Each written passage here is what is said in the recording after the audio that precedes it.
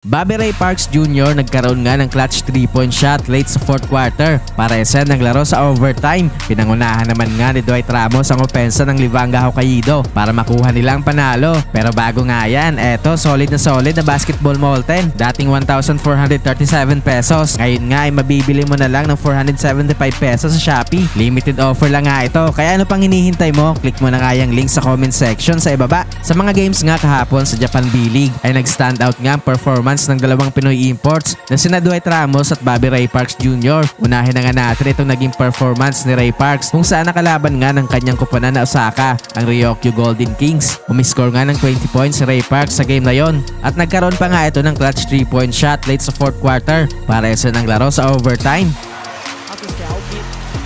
Ray Parks Jr. が外から打ってくる。ここは手を出した岸本ですが、レイパークスジュニア、中にはルーサー、レイパークスジュニア、達也、まずレイパークスジュニア、外のスリーポイント。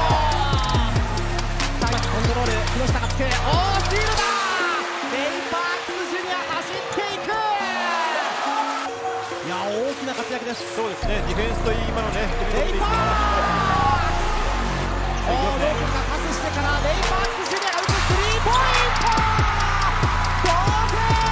木下のパス、そしてレイパークスジュニアスリーポイントがあって、でその後 Pero sa overtime period nga, dito na nga umarangkada ang opensa ng Golden Kings. Nakontrol na nga nila dyan ang laro. Kaya naman sa huli nga ay natalo ang kupunan ni Bobby Ray Parks Jr. Sa naging performance naman nga ni Dwight Ramos ay pinangunahan nga nito ang opensa ng Livanga Hokkaido para makuha nila ang panalo kontra sa kupunan ng Saga Ballooners. Umiscore din nga ito ng 20 points, 5 rebounds at 2 assists.